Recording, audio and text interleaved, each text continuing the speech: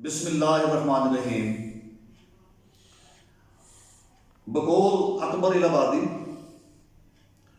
یہ لوگ وہ ہوتے ہیں کہ جو یعنی دائمی ان کی شاعری ہوتی ہے، ان کا کلام ہوتا ہے، یہ ہر زمانے یعنی تنوع ہوتا ہے، اس میں ہمہ گیر بھی ہوتا ہے اور ہمہ وقت بھی ہوتی ہے ان کی شاعری، اس میں سارے زمانے کا نقشہ کھینچ کیا جاتا ہے۔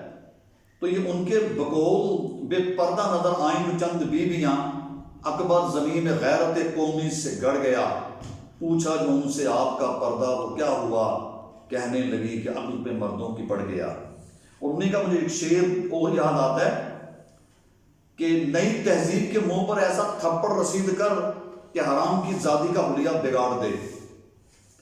اور مجھے شعر آ گئے ان کے ذہن میں، نئی تہذیب کی عورت میں کہاں دین کی قید، بے حجابی ہو تو اس میں قیامت کیا ہے، نور اسلام نے سمجھا تھا مناسب پردہ، شمع خاموش کو فانوس کی حاجت کیا ہے۔ کم و بیش 1.5 سال پہلے انہی سڑکوں پر یہ میرا جسم میری مرضی کے نام سے یہ طوفان بدتمیزی کھڑا کیا گیا، اور اس کے بعد کرونا آیا۔ ظاہر ہے کہ اللہ کا جلال اور اللہ کا عطاب آتا ہے، تازیانہ برستا ہے اس قوم کے اوپر جس قوم کی بیٹیاں چادر اور چار دیواری کے تقدس کو پامال کرتی ہیں۔ اور ہمارا معاشرہ تو حفظ مراتب کا قائل ہے، جہاں چادر ہے، چار دیواری ہے، اس کا تقدس ہے۔ اگر اس کی تقدیس کو پامال کیا جائے گا تو یہ پھر ملک ہمارا، ملک خدا داد جو ہمارے بزرگوں نے بڑی قربانیوں کے بعد لیا ہی اس لیے تھا کہ یہاں ریاست مدینہ کی طرز کے اوپر حکومت قائم کی جائے گی، لیکن ایسا نہیں ہوا۔ اور یہ جو کچھ آج پھر ہو رہا ہے، پھر یہ لانگ مارچ انہوں نے شروع کر دیا اور اپنے مطالبات کے حق میں سڑکوں پہ نکل آئیں۔ ہمارے معاشرے میں اس میں پریشانی تو ناگزیر ہے، لیکن حیرانگی کی کوئی گنجائش نہیں ہے۔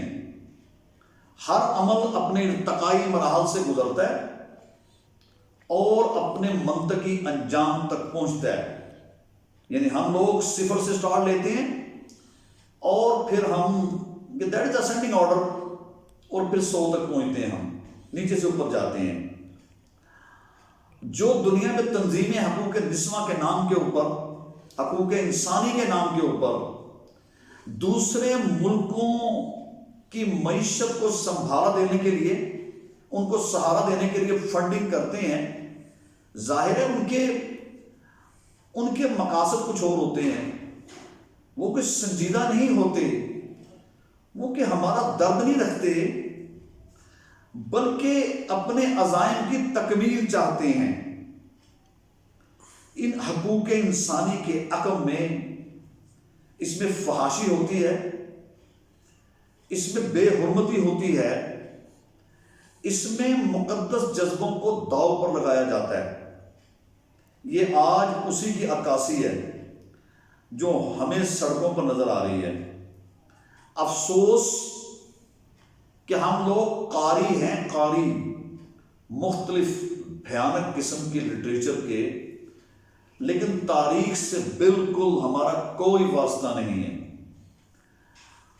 جب اللہ کا تازیانہ برستا ہے نا جی آسمانوں سے، تو پھر چنگیز خان اور ہلاکو خان پیدا ہوتے ہیں۔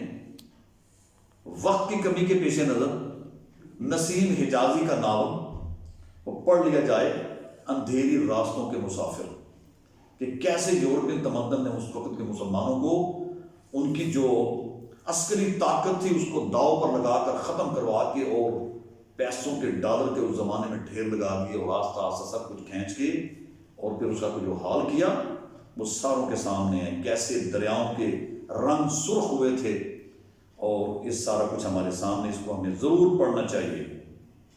لیکن افسوس، صد افسوس اس بات پر کہ ہمارا شتر بے مہار میڈیا ان کو اس قدر کی پذیرائی بخشتا ہے، جب کسی مسئلے کو آپ لوگ مباحثے کی شکل دے کے اس کو میڈیا کی نظر کریں گے تو ظاہر ہے کہ رائے عامہ ہموار ہوگی اور وہ قائم ہوگی، لوگ کوئی حق میں ووٹ دیں گے۔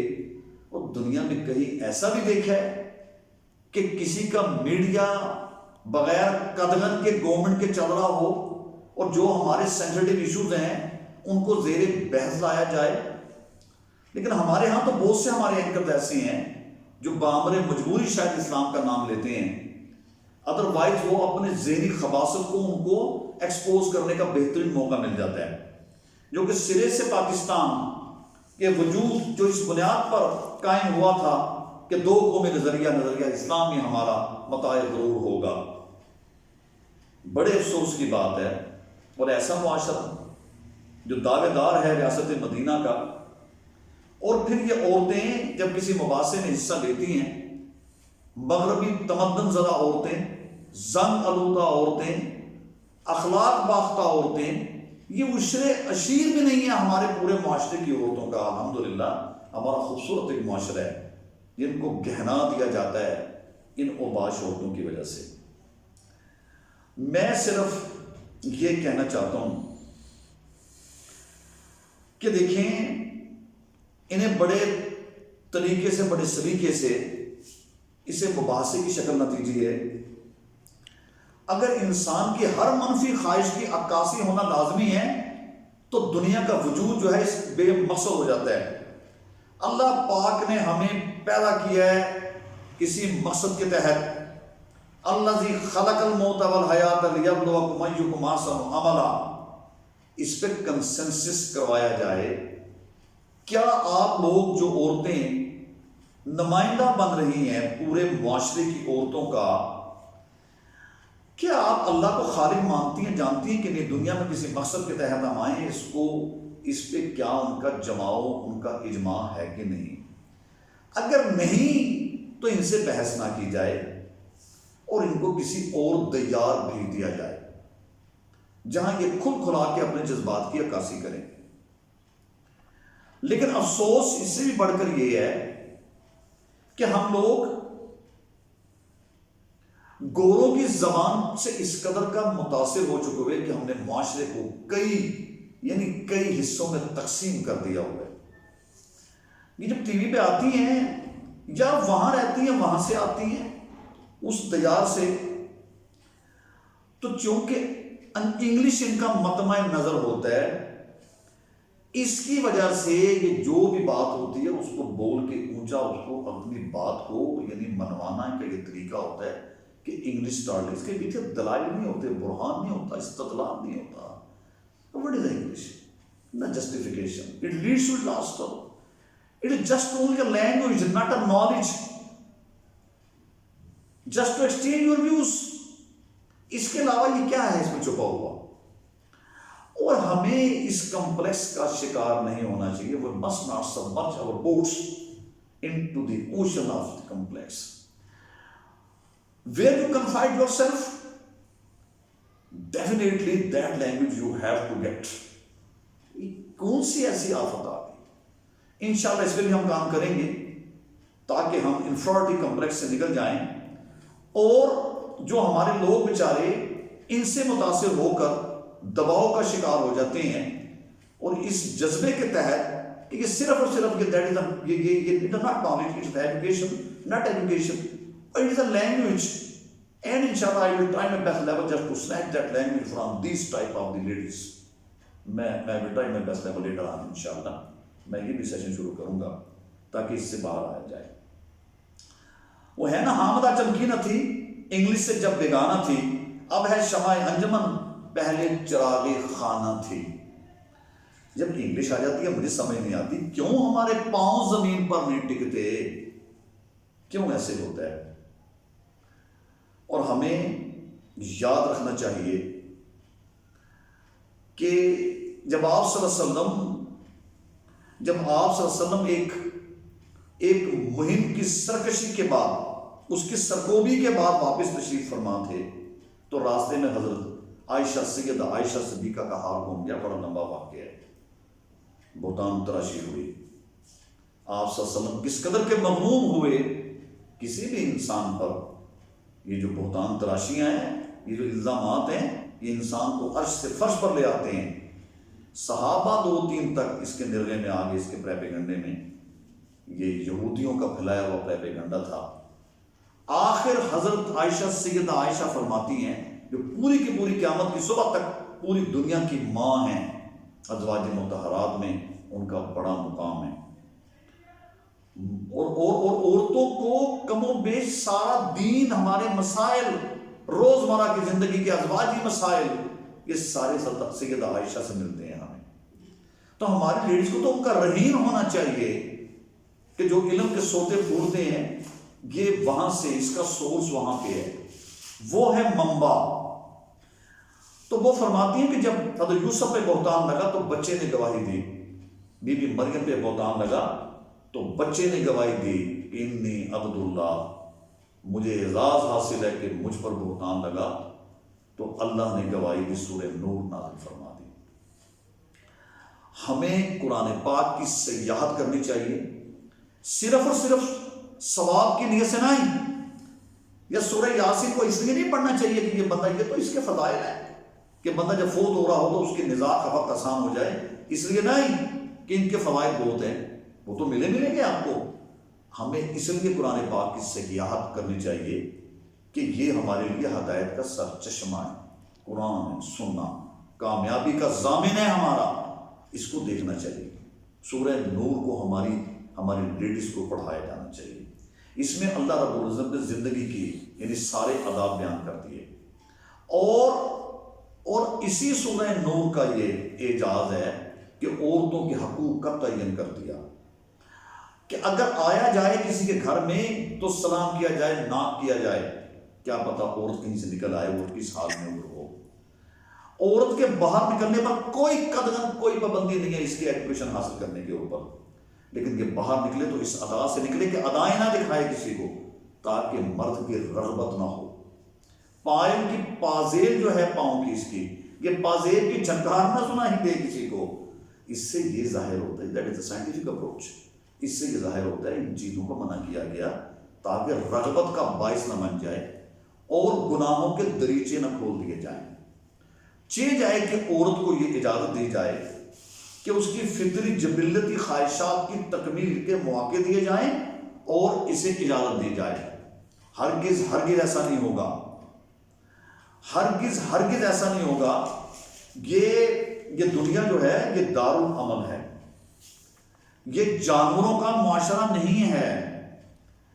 یہاں ہمارے حقوق اور ہماری جمہوری روایات کچھ اور ہیں۔ اس کا ہرگز مطلب یہ نہیں ہے کہ انسان کی فطری جبلت، انسان اسپیکٹرم ہے، امتزاج ہے نفس امارہ، نفس لوامہ اور نفس مطمئنہ کا، یہ تنیق کے تینوں نفوس کا مجموعہ ہے۔ اللہ پاک نے انسان کو بنایا، یہ اچھے اعمال کرتا ہے، اس پر مطمئن ہوتا ہے، برے اعمال ہمیں کون سا نفس کرواتا ہے، ہمیں یہ معلوم ہونا چاہیے۔ اس پہ گرفت ہوگی، دنیا میں بھی گرفت ہوگی، اور آخرت تو پھر ظاہر ہے کہ ہمیں کہاں تغیر دیا جائے گا۔ یہ بتانا چاہیے ہماری لیڈیز کو، ہماری عورتوں کو۔ ظاہر ہے جب اس قسم کی خباثت سڑکوں پہ نکلتی ہے تو گھروں میں رہنے والی بچیاں بھی سوال اٹھاتی ہیں کہ ہمارے حقوق کو کیوں سلب کیا جاتا ہے۔